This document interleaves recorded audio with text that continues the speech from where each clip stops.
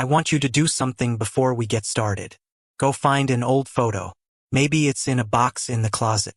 Maybe it's on the wall somewhere. Find a picture of your father or your grandfather back in the 1960s or 70s. Look at that picture. Really look at it. That man probably had one job. Not two, not three, one job. Maybe he worked in a factory. Maybe he drove a truck. Maybe he taught at a school. And you know what? He came home at 5 o'clock. Had dinner with the family. Watched the evening news. With that one salary, he bought a house. Put the kids through school.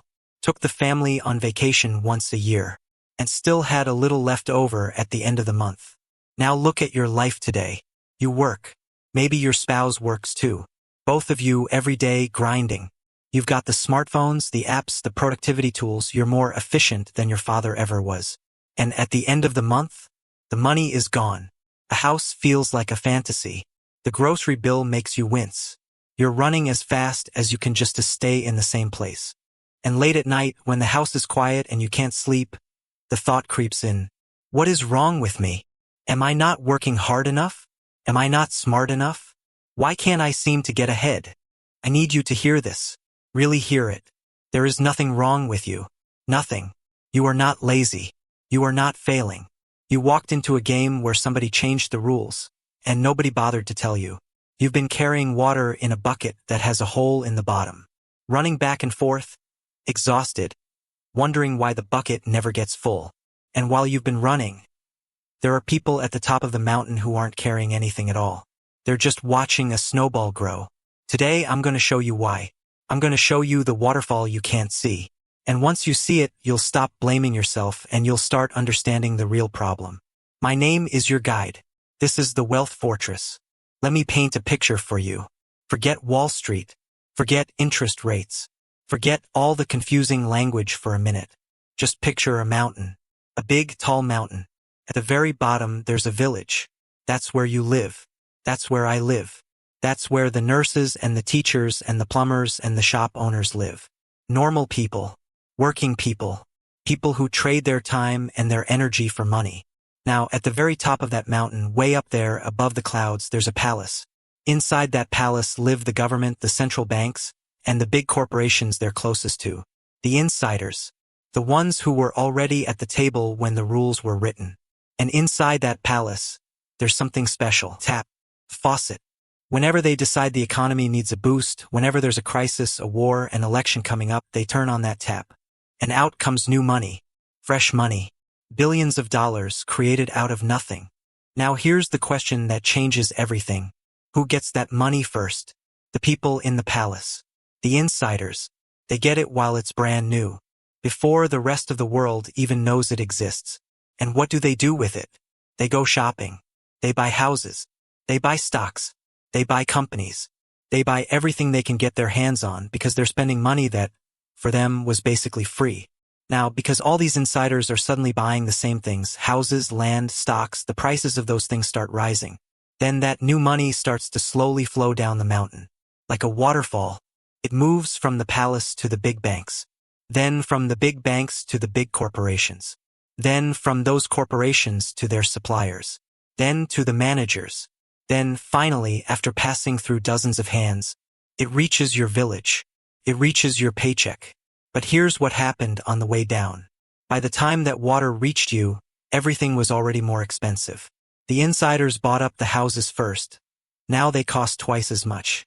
The groceries, the gas, the rent, it all went up because so much new money was chasing the same goods. So your paycheck looks the same. Same number on the check.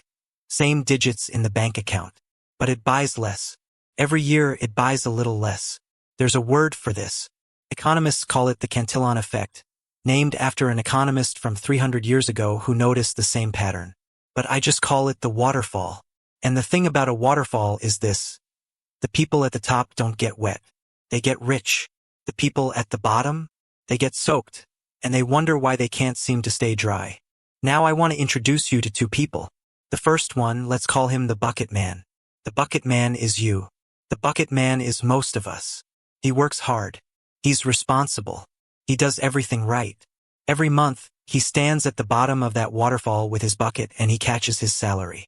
He doesn't blow it all on fancy things. He's careful. He saves. At the end of the month, he takes the water he saved and he puts it in his freezer. He turns it into a block of ice. He thinks, this is my security. This is my retirement. This is what I worked for. And he's proud of that ice. He should be. Took real work to make it. But remember that tap at the top of the mountain? It never really turns off. Every year, more money gets created. More water gets added to the mountain. And all that extra water makes the environment hotter. The ice starts to melt. Slowly at first. You barely notice. But every year, the block gets a little smaller. The $100 you saved in 1990 buys you what $60 or $70 buys today. The $1,000 you saved for your grandchild's education is worth less in real terms than when you put it away. You did everything right. You saved. You were disciplined. And the system quietly stole from you anyway. That's the bucket man's tragedy. Now let me introduce you to the second person. The insider. The insider doesn't use a bucket. He doesn't store his wealth in ice. He understands the waterfall. He knows the money at the top is basically free, or at least very cheap to borrow. So he borrows a big pile of it. And he uses it to build a snowball. His snowball is made of assets. Real things. A house. Piece of land. Gold. Shares in a company that makes products people actually need. These are things that cannot be printed. Things that exist in the real world.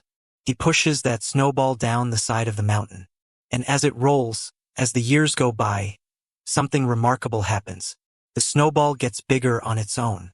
Because as the government keeps printing more money, as the waterfall keeps flowing, the price of real things keeps going up. The house he bought is now worth twice what he paid. The land is now worth 3 times. The gold is worth more. The shares have grown. He's not working harder. He's not smarter than you. He's not more deserving. He's just holding the right things. Things that grow when money loses value. The bucket man is running harder every year just to keep up. The insider is sitting still while his snowball turns into an avalanche. That's the whole secret. That's what they never taught us in school. It's not about working harder. It's about what you hold. I want to go back to that old photo for a moment. Your father or your grandfather, he wasn't smarter than you. He wasn't more hardworking. He wasn't living in some golden age because of luck. He was living in a time when the tap wasn't turned up so high. In the 1950s and 60s, the amount of new money being created was limited. There were actual rules about it. Money was still connected to gold. Governments couldn't just print unlimited amounts whenever they felt like it. So the ice didn't melt so fast back then. A working man could save in dollars and actually keep his purchasing power. His bucket didn't have a hole, or the hole was very small. Then, in 1971, something changed. The United States broke the connection between the dollar and gold. And slowly, then faster, then very fast, the tap opened up. More money. More money. More money. And every time they created more money, the ice melted a little faster. By the time you were out there working your first job, the hole in your bucket was significant. By now, you could run a marathon and still come home empty. This isn't your fault. This is arithmetic. And here's the cruel twist. The people most hurt by this are the ones who did exactly what they were told. The ones who saved faithfully. Who kept money in savings accounts. Who lived below their means. Who were responsible. They're the ones who got quietly punished year after year, while they thought they were doing the right thing. The people who were rewarded. The ones who borrowed money to buy real assets. The ones who took on debt carefully, to own things that go up in value when money goes down in value. Feels upside down. Because it is upside down. Now, I know how this feels right now. Angry. Maybe a little hopeless. Like you've been playing a game with loaded dice and nobody told you. I understand. That anger is real and it's justified. But I'm not going to let you sit in it. Because anger doesn't build a fortress.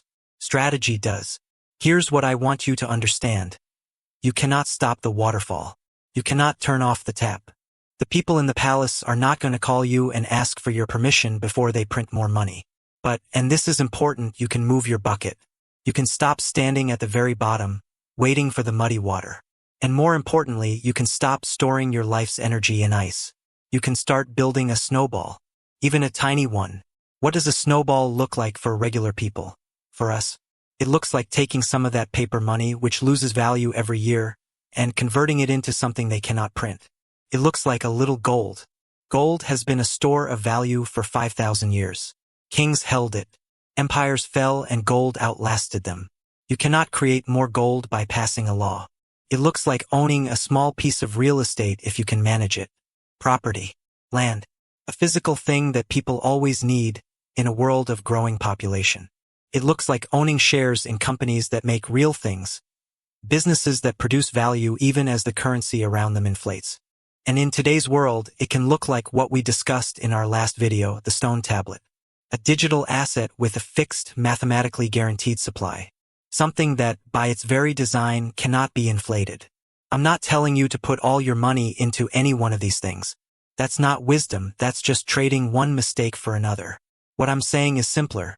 When you get paid, don't leave it all sitting in the bucket. Don't let it sit there while the heat melts it away. Take some, even a little, and convert it into snow. The man who converts $10 a week into snow for 20 years ends up with a much larger snowball than you'd expect. Because snow compounds. It grows. It builds on itself. The man who saves $10 a week in cash for 20 years ends up with less than he started with in real terms. Same $10. Two completely different outcomes. The only difference is what form that value was stored in. I want to close today with something personal. Look at your hands. Those hands worked. For years, for decades, they built things, fixed things, raised children, cooked meals, drove to work in the dark, stayed late when it was needed. Those hands know what sacrifice feels like. The money you saved, every dollar, every euro, every coin you set aside, that's not just money. That's time. That's Tuesday mornings and Friday nights and summers you didn't take off. That's your life, stored in a number on a screen. You deserve to keep it. The system, as it's built right now, was not designed with you in mind. It was designed around the people at the top of the mountain. And for a long time, we didn't have the information to understand why we were falling behind when we were doing everything right. But you have that information now. You know about the waterfall. You know about the bucket and the snowball. You know why the ice melts and why the snowball grows. And knowing is the first step to changing. It's not too late. It doesn't matter if you're 40, 60, or 80. The best time to understand how money actually works is today. The best time to make your first small move toward building your snowball is today. You cannot get back the years you carried that leaking bucket. But you don't have to carry it for one more year than necessary. Put the bucket down. Look up at the mountain. And start packing your snow. In our next session, we're going to get practical. We're going to talk about where ordinary people actually start, without taking crazy risks, without betting the farm.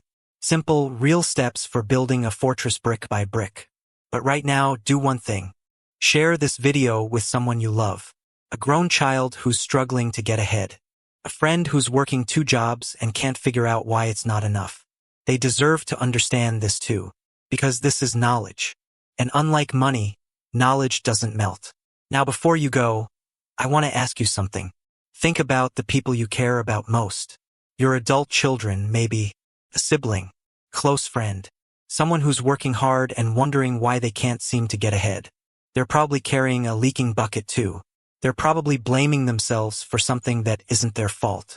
Would you let them keep walking around without knowing this? Without understanding the waterfall? Of course you wouldn't.